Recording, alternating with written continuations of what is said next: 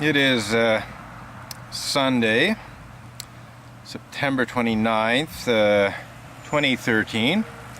It is exactly 16 months since Stikeman Elliott Barristers and Solicitors, a litigation lawyer, Maitre Marc-Andre Coulombe, drafted a cease and desist demand letter, which amongst other things accused me of the archaic crime of blasphemous libel on the basis that, according to Maitre Coulombe, no doubt based on information provided to him by top-level UUA leaders, who I strongly suspect include former UUA Executive Vice President Kathleen K. Montgomery, and which almost certainly had to be signed off on by UUA President Peter Morales.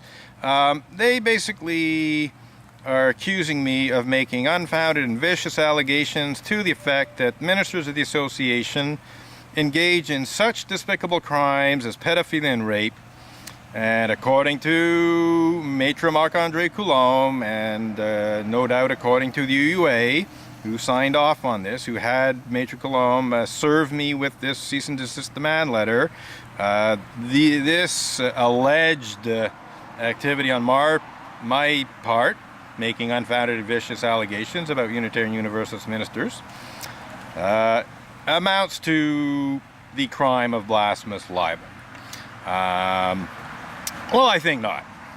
I think that, first of all, the allegations that I actually made about a certain number of Unitarian Universalists engaging in such despicable crimes as pedophilia and rape are by no means unfounded, as the UUA tries to pretend via its mouthpiece, by its litigation lawyer, Maitre Marc-Andre Coulombe.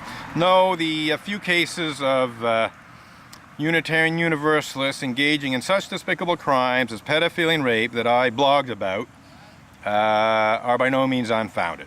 And I don't think the blog posts that I wrote are particularly vicious. But let's say for the sake of argument that I actually had made some unfounded and vicious allegations about Unitarian Universalist ministers engaging in such despicable crimes as pedophilia and rape. Well, would that be defamatory to the extent that it amounts to blasphemous libel? Well, based on my own research into Canada's blasphemy law, no. I mean, even if I actually was doing specifically what the UUA and Stikeman Elliott Barristers and Solicitors, litigation lawyer Maitre Marc-Andre Coulombe, are accusing me of, which is making false allegations about Unitarian Universalist ministers engaging in rape and pedophilia, this would not actually amount to blasphemous libel. I could go into all kinds of detail about how that's the case. Got some buses in the background here having a chat.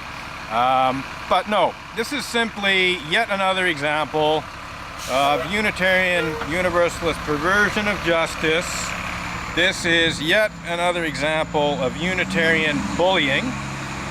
In this case, legal bullying. This sign was actually created before I even received that letter from Stikeman Elliott Barristers and Solicitors, and it refers to bullying in the form of verbal abuse and defamation, slander, libel, that kind of stuff against me by Unitarian Universalists, and a small amount of physical pushing and shoving, threats against my personal safety, including one threat that 911 dispatcher characterized as death threats, although I didn't quite see it that way. But one Sunday I was protesting here, and a member of the Unitarian Church of Montreal said to me, "Come back here next week and I'll punch your fucking lights out."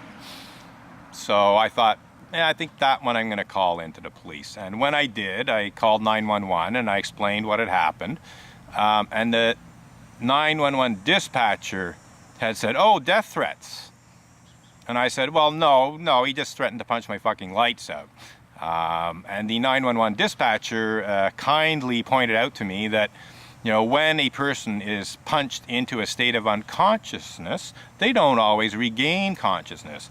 So from the point of view of at least this 911 dispatcher, and possibly the legal system more generally, and this is, you know, to those people who might be tempted to make similar threats, when you say, you know, I'll punch your fucking lights out, you might actually be uttering a death threat, even if you don't see it that way, and even if your victim doesn't see it that way.